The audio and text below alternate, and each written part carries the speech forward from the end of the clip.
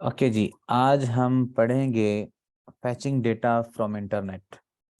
अगर हमने इंटरनेट से डेटा फैच करना हो तो उसके उसके लिए क्या क्या प्रोसेस है, क्या तरीकाकार होगा, इन सब चीज़ों को देखेंगे।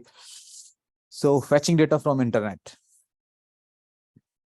आप अपनी ऐप में कुछ डेटा इंटरनेट से फैच करके उसे ऐप में शो करवाते हैं और almost every app fetch data from internet.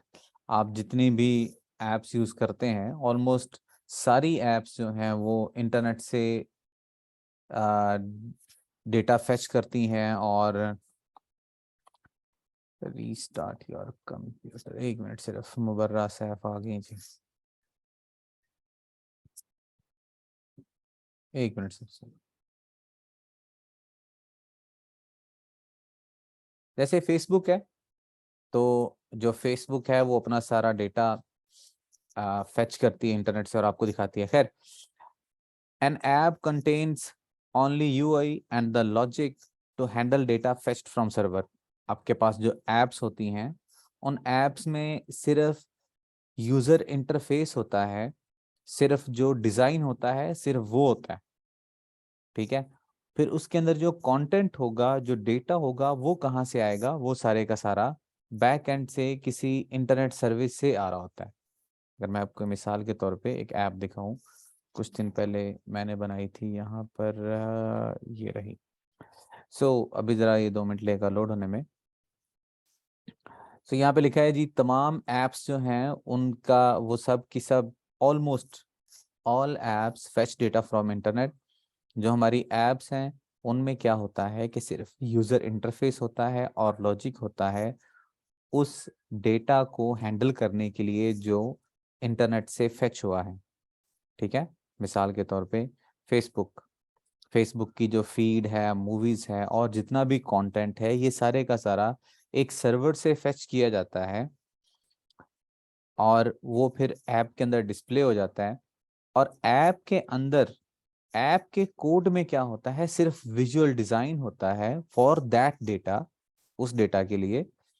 And the logic to perform some operations, और मुख्तलिफ ऑपरेशंस करने के लिए उसके अंदर कुछ लॉजिक्स लगे होते हैं। ठीक है, यानी ऐप के अंदर सिर्फ खाका होता है, सिर्फ डिजाइन होता है और ऐप के अंदर जो कंटेंट आ रहा होता है वो किसी ना किसी कंटेंट प्रोवाइडर की तरफ से आ रहा होता है। अब वो कंटेंट प्रोवाइडर जो है वो आपकी वेब सर्विस भी हो सकती है, वो कंटेंट प्रोवाइडर जो है वो कोई भी दूसरी सर्विस भी हो सकती है। ठीक है, जैसे अभी एक मिसाल के तौर पे मैंने एक किसकी बात की, ये मैंने कुछ दिन पहले एक ऐप बनाई थी।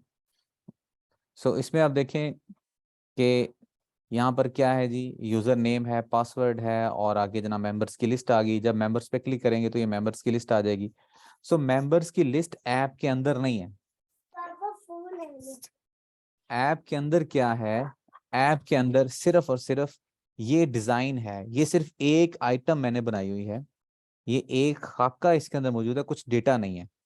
ठीक है, ये सिर्फ, ये जो भी आपको नजर आ रहा है ये सिर्फ डिजाइन है। ये एक फिग्मा एक डिजाइन टूल है, इसके अंदर हम डिजाइन बना सकते हैं।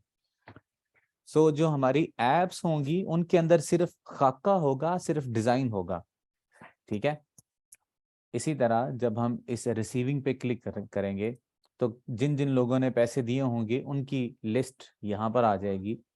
तो ये जो डेटा होगा ये कहाँ से आएगा? ये आएगा किसी एपीआई से, किसी सर्वर से, किसी कंटेंट प्रोवाइडर से। ठीक है, जैसे अंडे प्रोवाइडर आप पीछे से सुनाई दे रहा है। खैर, एक मिनट जरा मैं इस भाई को रिक्वेस्ट कर लूँ।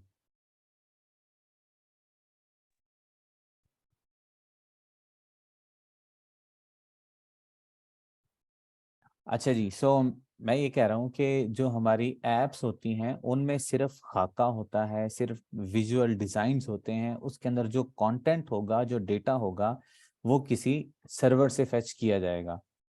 ठीक है, जिस तरह ट्विटर की ऐप है, तो ट्विटर की ऐप में क्या होगा? ऐप के अंदर, ऐप के कोड में सिर्फ विजुअल डिजाइन्स होंगे, सिर्फ जो विजुअल डिजाइन्स हैं वो होंगे और उसका कंटेंट क्या होगा? वो हमेशा फेच किया जाता है इंटरनेट से। ठीक है, इंटरनेट से फेच करने के कुछ मेथड्स हैं in which form data is fetched, किस फॉर्म में डेटा फेच किया जाता है इंटरनेट से। कुछ मेथड्स हैं जिन तरीकों से डेटा सेंड किया जाता है from server to app. Just a moment, इस पर को मैं जरा डांट ही लूँ।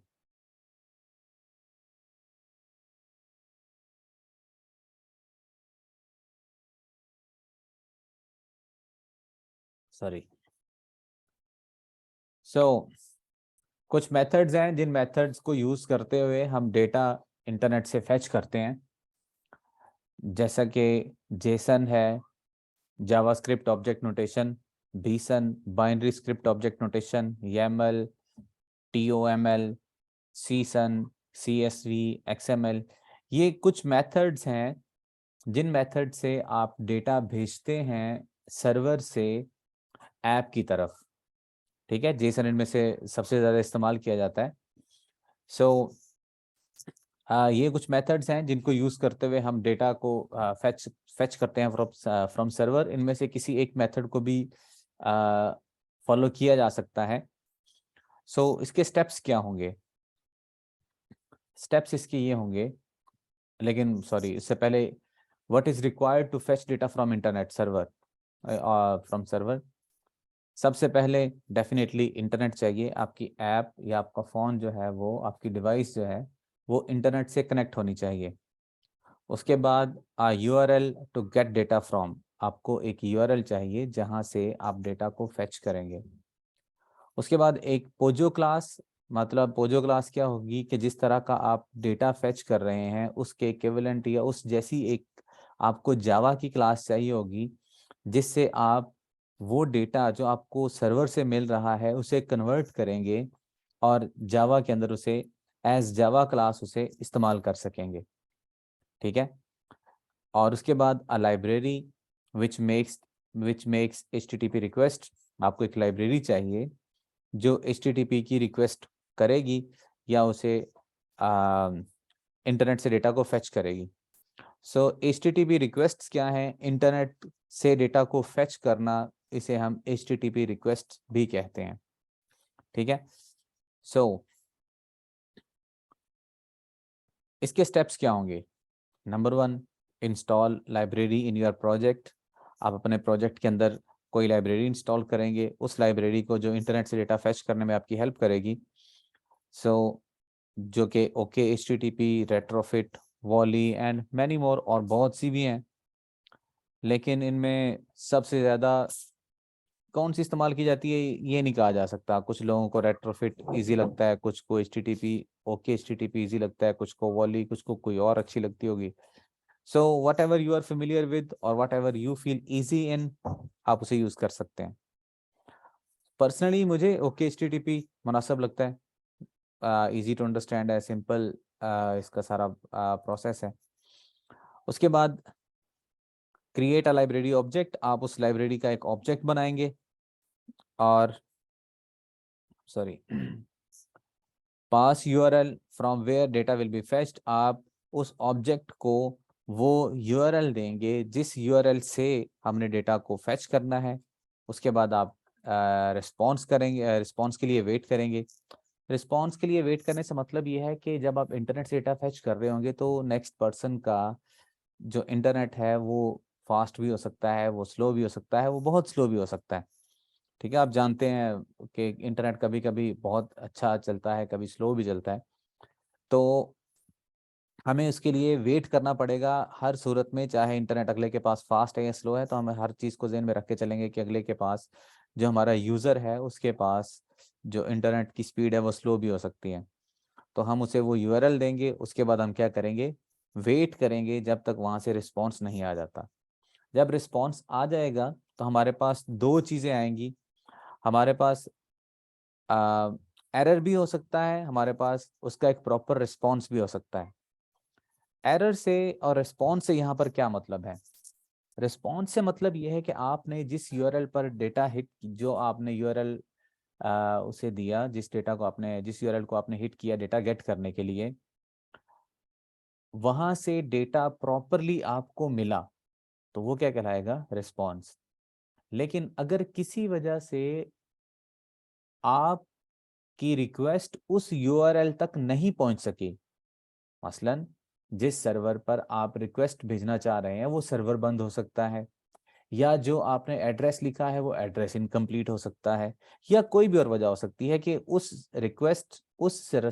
सर्वर तक आपकी रिक्वेस्ट पहुंची ही नहीं। तो उस सूरत में क्या होगा, एरर मिलेगा। और हम प्रॉपरली हैंडल करेंगे दोनों केसेस को।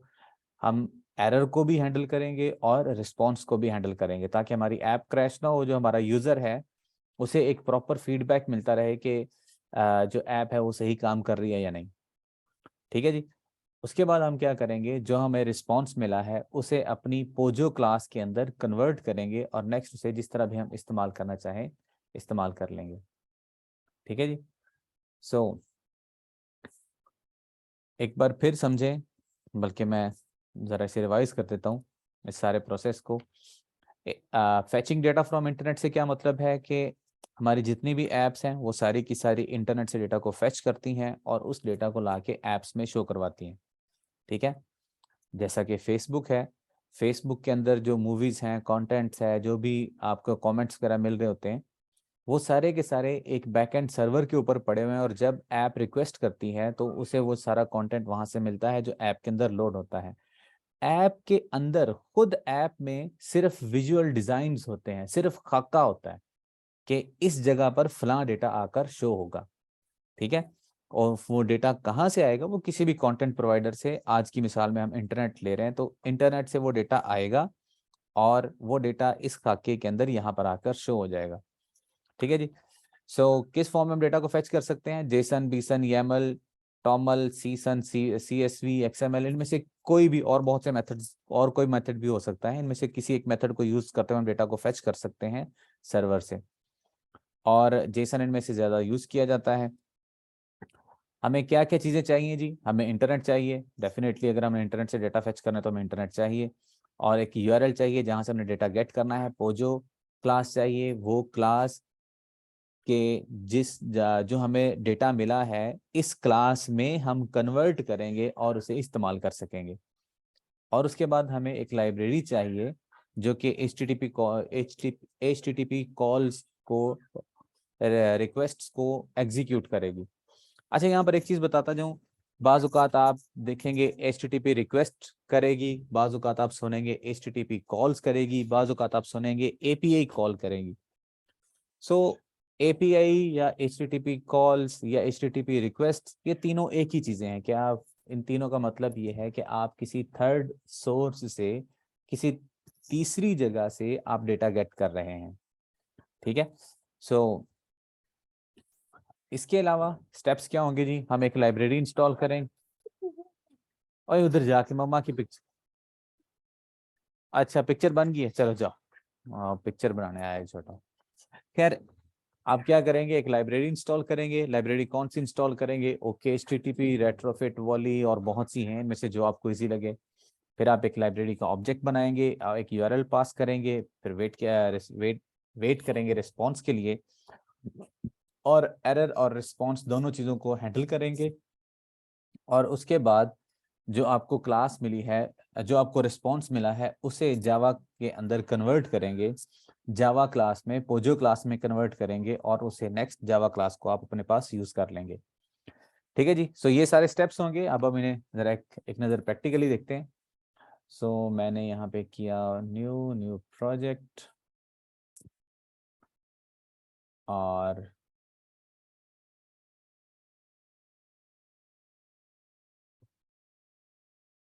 अच्छा, सब लोगों को मेरी स्क्रीन नज़र आ रही है? कोई जी सर बंदा, जी आ रही है। अच्छा, ये एक जिसके ऊपर आ रही है। एंड्रॉयड स्टूडियो एक खुला हुआ है वो नज़र आ रही है, या स्लाइड्स वाली नज़र आ रही है? दोनों ही नजर आ रही हैं। अब अब नहीं आ रही, अब एक आ रही है। स्लाइड वाली स्लाइड्स। हाँ बस ठीक है। ओके।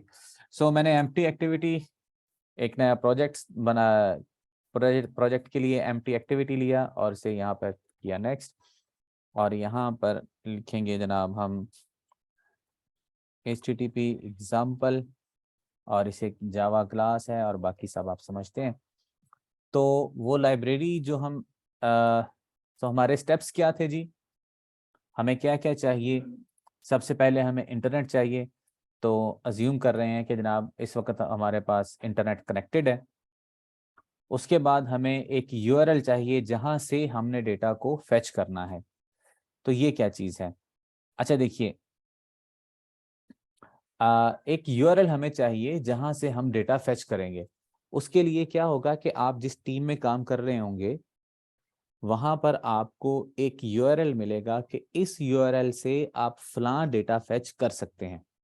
ठीक है, इस वक्त हमारे पास कोई बैकएंड टीम तो नहीं है जो हमारे लिए स्पेशली बनाएगी, बैकएंड पे कोई यूआरएल बनाएगी। तो उसके लिए हम क्या करते हैं कि जेसन प्लेस होल्डर एक वेबसाइट है जहां पर टेस्टिंग के लिए जेसन रिस्पॉन्स बने पड़े हुए हैं जिन्हें लोग यूज करते हैं टेस्टिंग के लिए।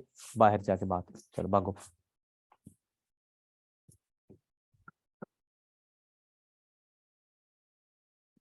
अच्छा जी, सो हम क्या करेंगे जी, यहाँ पर एक वेबसाइट ओपन करेंगे जिसका नाम है Jason place holder, Jason place holder.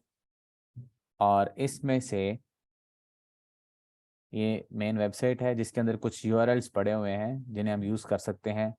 सो जेसन प्लेस होल्डर में हम इस पर क्लिक करेंगे, पोस्ट। सो ये हमें जेसन में रिस्पॉन्स मिल रहा है। ठीक है, सो ये एक यूआरएल है, जब भी इस यूआरएल को हिट किया जाएगा तो उसके रिस्पॉन्स पे हमें ये जेसन मिलेगा। तो हमें एक ये यूआरएल चाहिए जिस यूआरएल से हमने डेटा को फेच करना है। ठीक है जी, तो जरूरी नहीं है कि हमेशा यही यूआरएल होगा, वो कोई भी हो सकता है, लेकिन इस वक्त हमारी पहली रिक्वायरमेंट क्या थी, अगर हम यहाँ पर आए तो पहले इंटरनेट था, उसके बाद अगली रिक्वायरमेंट क्या थी, यूआरएल। तो हम इस यूआरएल को यूज करेंगे डेटा को फेच करने के लिए। उसके बाद हमें क्या चाहिए जी, a POJO class to handle fetched data. हमें एक पोजो क्लास चाहिए जिसके अंदर हम इंटरनेट से फेच हुआ डेटा उस क्लास के ऊपर सेट करेंगे।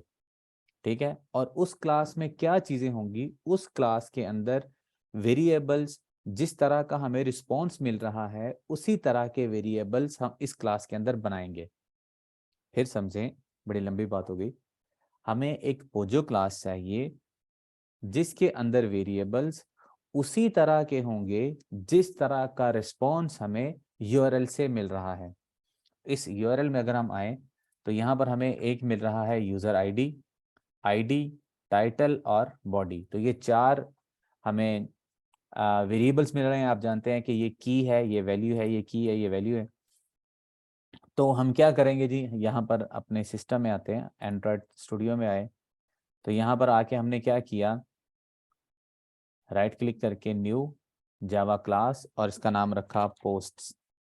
अच्छा, अब मैंने इसका नाम पोस्ट्स क्यों रखा है वो आप कोई भी रख सकते हैं, लेकिन आप ये देखिए ये चूंकि पोस्ट्स हैं तो इसलिए इसका नाम जो मैंने क्या रखा है जी, पोस्ट रखा है, ताकि बाद में हमें पता चल सके कि ये किस किस्म की क्लास है। तो इसके अंदर आप देखें जो यूजर आईडी है उसकी डेटा टाइप 1 यानी इंटीजर है, और आईडी की डेटा टाइप इंटीजर है, टाइटल की डेटा टाइप स्ट्रिंग है, और बॉडी की डेटा टाइप जो है वो भी स्ट्रिंग है।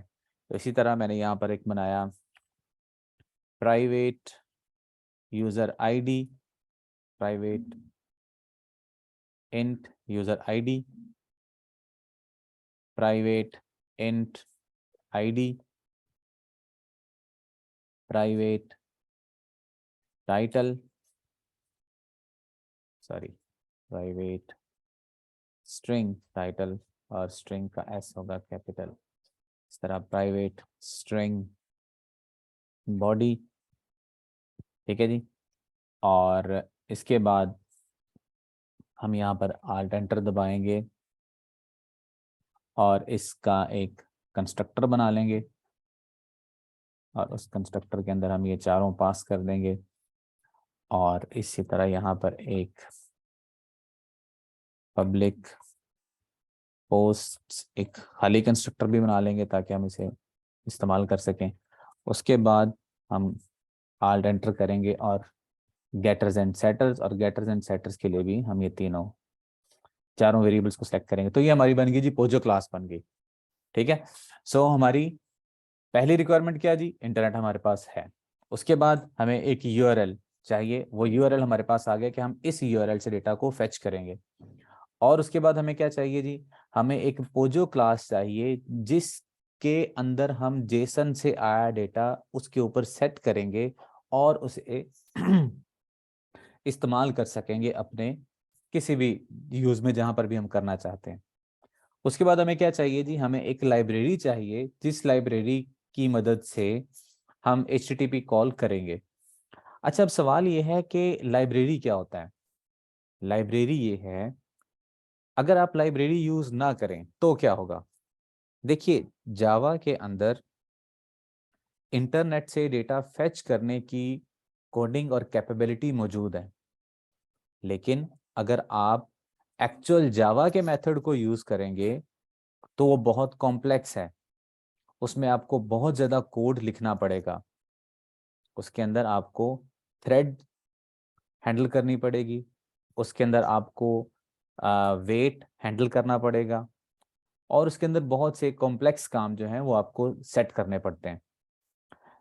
लेकिन थर्ड पार्टी लाइब्रेरी क्या करती है, वो हमारे इस कॉम्प्लेक्स काम को इजी कर देती है। वो हमें कुछ बने बनाए मेथड्स दे देते हैं कि आप इन मेथड्स को यूज कर लें, इन सिंपल मेथड्स को यूज कर लें, आपको मजीद जो कॉम्प्लेक्स कोड है वो लिखने की जरूरत नहीं है, क्योंकि वो उन्होंने पहले से लिखा हुआ है। ठीक है। और इसी तरह अगर आप भी चाहें, जब आप बड़े हो जाएंगे थोड़े, जब आप खुद एप्लीकेशंस बना सकेंगे, लाइब्रेरीज बना सकेंगे, तो फर्ज कीजिए कि आप में से सब क्लास फेलोज में से किसी एक क्लास फेलो ने बहुत अच्छा काम किया, बहुत अच्छी कोडिंग लिख ली, और वो ये चाहता है कि अब वो उसके वाला कोड बाकी लोग भी यूज कर सकें। तो वो क्या करेगा, वो एक आसान से फंक्शन बना देगा और सबको बता देगा कि मेरे वाले फंक्शंस को अगर आपने यूज करना है तो इन in math in in methods से आप मेरी वाली क्लास अपने प्रोजेक्ट में रखें, और इन मेथड्स को यूज करते हुए आप वो सारे फंक्शंस यूज कर सकते हैं जो मैंने लिखे हुए हैं। ठीक है। सो मतलब ये है कि एक थर्ड पार्टी लाइब्रेरी ने वो सारे फंक्शंस, वो कॉम्प्लेक्स काम जो है वो सारे पहले से किए हुए हैं। हमें क्या करना है, सिर्फ उस लाइब्रेरी को इंस्टॉल करना है और उस लाइब्रेरी के अंदर लिखे हुए फंक्शंस को यूज करके अपने वाला काम करना है। इससे क्या होगा, हमारा काम आसान हो जाएगा। ठीक है जी। सो सबसे पहले नेक्स्ट स्टेप्स में हम आएंगे, तो हमें क्या चाहिए जी, हमारे पास हमें एक लाइब्रेरी अपने प्रोजेक्ट में इंस्टॉल करनी है। उसके लिए हम OKHTTP रेट्रोफिट कोई भी यूज़ कर सकते हैं, और मैं यूज़ करने जा रहा हूँ OKHTTP।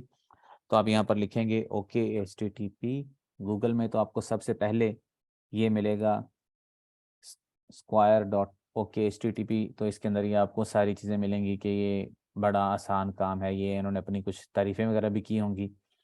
तो अब सवाल ये है कि हम थर्ड पार्टी लाइब्रेरी को, इनकी लाइब्रेरी को अपने प्रोजेक्ट में कैसे लेके आएंगे। ठीक है जी। सॉरी, मैं ज़रा, मेरे बैडमिंटन क्लब से कुछ मैसेज आ रहे थे, खैर। ठीक है जी। इनकी लाइब्रेरी को अपने प्रोजेक्ट में लाने के लिए आप यहाँ पर देखिए, यहाँ पर ये लिखा हुआ है इम्प्लीमेंटेशन। हम इस सारी लाइन को कॉपी करेंगे और जो हमारा प्रोजेक्ट था जिसके अंदर हमने अभी तक एक पोजो क्लास बनाई है, इसमें आएंगे।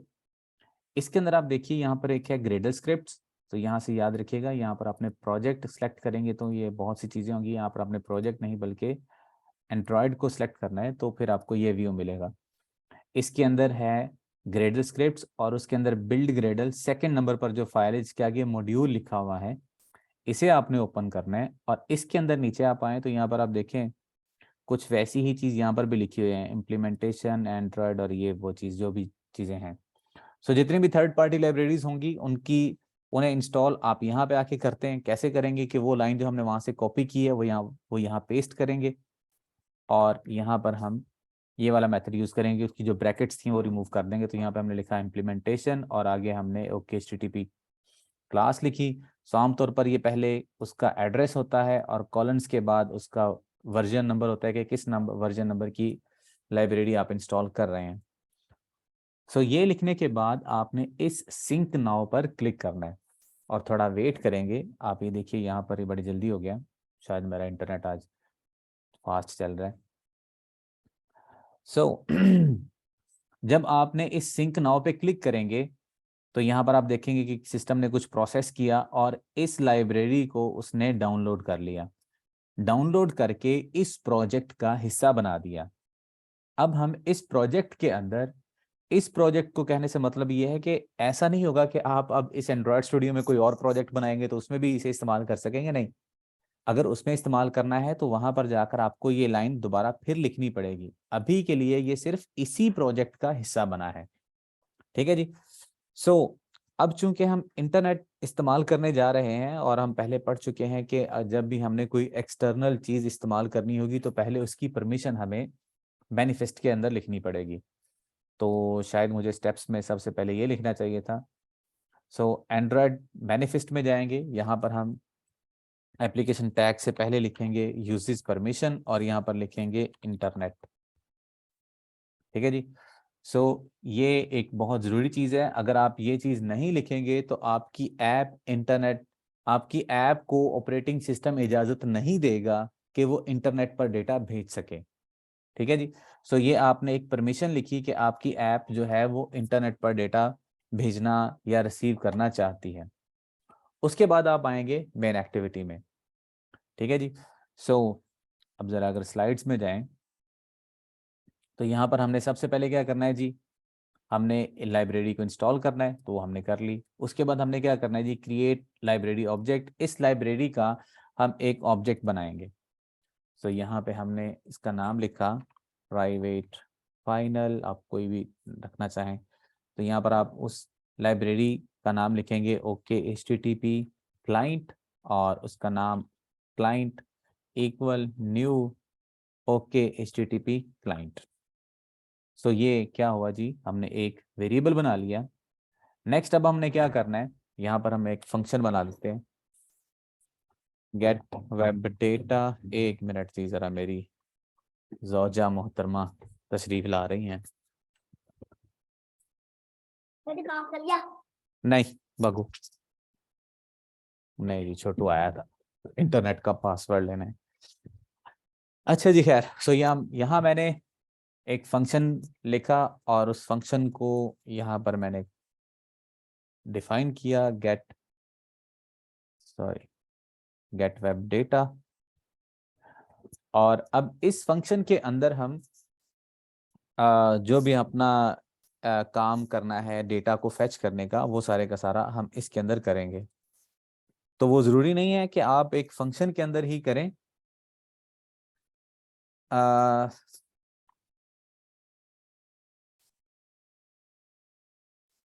एक मिनट, जरा कुछ और चीज़ें आ गई। खैर, सो ज़रूरी नहीं है कि आप एक फंक्शन बनाएं और उसके अंदर ही करें। अगर आप चाहें तो इस ऑन क्रिएट मेथड के अंदर ही कर सकते हैं, लेकिन बेहतर ये होता है कि आपने जो भी काम करना हो उसके लिए एक अलग मेथड बना लें ताकि आप कोड ज़रा जो है वो इजी रहेगा। तो यहाँ पर गेट वेब डेटा के अंदर आके मैंने क्या किया जी, हमारा जो सेकंड स्टेप था वो हम सेकंड स्टेप बनाएंगे। सेकंड स्टेप ये था कि हमने इस क्लाइंट को ये बताना है कि इस URL से डेटा लेके आना है। तो हमने इस URL को किया कॉपी, जिस URL से हमने डेटा को फेच करना है इसे कॉपी किया। और ये स्काइप में क्या कह रहे हैं, एक मिनट सिर्फ,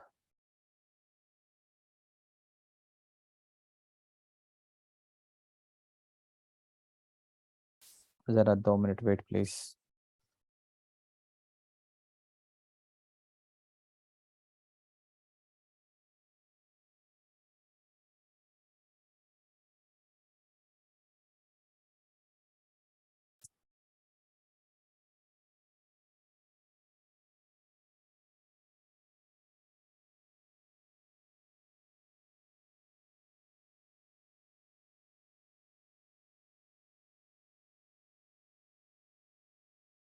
I'm सॉरी, मेरे ज़रा कंपनी के एक मेंबर को कुछ सवाल पूछना था। खैर, सो इस गेट वेब डेटा के अंदर आके हम क्या करेंगे, हमने यहाँ पर लिखा जी एक रिक्वेस्ट जो कि HTTP डेटा टाइप की है, इसे लिखा है request equal new request builder. और इसके अंदर हमने बिल्डर के अंदर बाहर आके हमने इसे एक बताया यूआरएल, और यूआरएल के अंदर हम स्ट्रिंग में पेस्ट करेंगे, ये यूआरएल होगा, और उसके बाद हमने लिखा जी बिल्ड। ठीक है जी।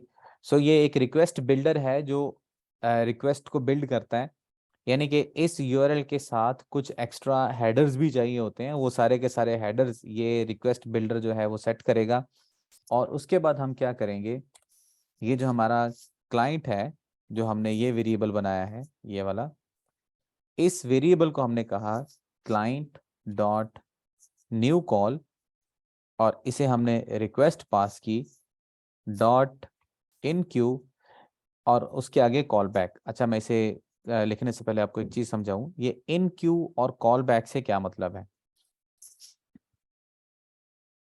ओके, अच्छा जी, इन क्यू करने से मतलब ये होगा कि जब हम इसे इन क्यू करेंगे तो सिस्टम इसे मेन थ्रेड के बजाय एक और थ्रेड बनाएगा, और उस थ्रेड पर इस रिक्वेस्ट को प्रोसेस करेगा। ठीक है। अब एंड्रॉयड के अंदर बाय डिफॉल्ट आप मेन थ्रेड के ऊपर एपीआई कॉल्स नहीं कर सकते। ठीक है, फिर समझें, एंड्रॉयड के अंदर आप मेन थ्रेड के ऊपर एपीआई कॉल्स नहीं कर सकते। ठीक है। सो जब हम इनक्यू करेंगे तो सिस्टम क्या करेगा कि इसकी एक अलग थ्रेड बनाएगा, मेन थ्रेड से हटके एक अलग थ्रेड बनाएगा, एक साइड प्रोसेस बनाएगा, और उस प्रोसेस के अंदर हमारी एपीआई कॉल को एग्जीक्यूट करेगा। ठीक है। सो इससे जो एंड्रॉयड सिस्टम है वो भी नाराज नहीं होगा, और हमारा डेटा जो है वो भी प्रोसेस हो जाएगा। ठीक है जी। सो जब हमने लिखा इन क्यू, सो यहाँ पे हमने लिखा इन क्यू, और उसके बाद है कॉल बैक। सो इन क्यू क्या है जी, सिस्टम एक अलग थ्रेड बनाएगा, और कॉल बैक क्या है, कॉल बैक ये है कि जब हमने इस एपीआई, इस इंटरनेट पर, इस यूआरएल पर हमने डेटा को हिट किया, और जब वहां से हमें कोई रिस्पॉन्स मिला, तो वो रिस्पॉन्स हमें किस मेथड के अंदर मिलेगा, उसका नाम होगा कॉल बैक। ठीक है। आमतौर पर कॉल बैक से मतलब ये लिया जाता है कि वो फंक्शंस जो आप यानी कि वो फंक्शंस जो आप किसी एक फंक्शन को चलाते हैं, तो और उस फंक्शन के जवाब में जो फंक्शंस चलते हैं वो कहलाते हैं कॉल बैक। ठीक है। सो फिर समझें, जब हमने इनक्यू चलाया तो इस यूआरएल पर सिस्टम गया, और वहां से जब हमें रिस्पॉन्स मिला, तो वो रिस्पॉन्स हमें किन फंक्शंस के अंदर मिलेगा, कॉल बैक्स के अंदर मिलेगा। ठीक है। और कॉल बैक किसे कहते हैं, कॉल बैक कहते हैं कि एक ऐसे फंक्शन को कि आपने फंक्शन ए चलाया, और फंक्शन ए के जवाब में उसने आगे दो फंक्शंस और चलाए B and C. So B and C क्या होंगे, ए के कॉल बैक होंगे। ठीक है जी। सो आई होप कि आप समझ गए होंगे। सो मैंने लिखा इन क्यू, और यहां पर लिखूंगा न्यू कॉल बैक। सो आप ये देखिए, जब जैसे मैंने न्यू कॉल बैक और ऑटो कंप्लीट वाला लिया, तो यहाँ पर मुझे दो मेथड्स पहले से लिखे हुए मिल गए, जिसमें से एक है ऑन फेलियर और एक है ऑन रिस्पॉन्स। सो फिर समझें, ये हमने एक HTTP का क्लाइंट बनाया, फिर हमने एक रिक्वेस्ट बिल्ड की, और उसके बाद इस क्लाइंट को हमने कहा कि इस रिक्वेस्ट को प्रोसेस करो। ठीक है जी। और मैसेज रिलेटेड, ठीक है, इस रिक्वेस्ट को प्रोसेस करो, और जैसे ये रिक्वेस्ट कंप्लीट हो तो उसके जवाब में हमें ये दो फंक्शंस मिलेंगे, ये दो फंक्शंस चलेंगे। इनमें से ये फंक्शन उस सूरत में चलेगा जब हमें प्रॉपर रिस्पॉन्स मिलेगा, और ये फंक्शन उस सूरत में चलेगा जब कोई एरर आएगा। एरर से मतलब ये है कि जब हमने ये एड्रेस इनकम्प्लीट लिखा है, या कुछ एड्रेस ऐसा लिखा है जिसका कोई सर्वर ही नहीं है, जिसका कोई रिसीवर ही नहीं है। ठीक है। सो वो फेल हो जाएगा। सो उस सूरत में ऑन फेलियर चलेगा, और जब एक प्रॉपर रिस्पॉन्स मिलेगा, तो वो रिस्पॉन्स हमें किस में मिलेगा, वो हमें इस मेथड के अंदर मिलेगा। ठीक है जी। सो इस मेथड के अंदर आके हमने क्या किया, यहाँ पर आके हम ये करेंगे कि let's say string body equal response dot body dot string. So अब इस बॉडी वेरिएबल के अंदर जो भी रिस्पॉन्स हमें मिला है वो इसके अंदर होगा। मिसाल के तौर पे मैं अब इसे करता हूँ log dot D what ever, तो यहाँ पे हमने लिखा रेस्पॉन्स और उसके बाद मैंने लिख दिया बॉडी। सो स्ट्रिंग डेटा टाइप का एक वेरिएबल है और उसका नाम है बॉडी, जिसके अंदर हमने जो रिस्पॉन्स मिला है वो रिस्पॉन्स हमने इस बॉडी वेरिएबल के अंदर सेव कर दिया है। तो अब मैं जरा अगर इस ऐप को रन करूं तो देखते हैं जी क्या होता है। जब तक ये चल रहा है तब तक जरा एक नज़र आप इधर देखिए। यहाँ पर क्या है जी, user ID 1, title 68 fresh president of Pakistan and ये सब लिखा हुआ है। तो यहाँ पर जरा ये रन हो ले।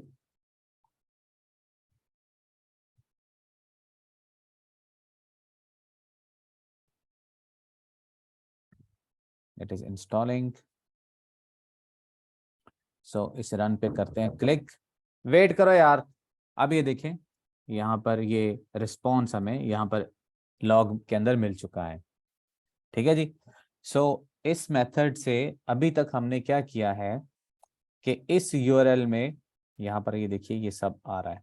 ठीक है। सो ये ना समझिएगा कि शायद ये पता नहीं कहाँ से आ रहा है। अगर मैं इस चीज़ को रिमूव कर देता हूँ, ठीक है।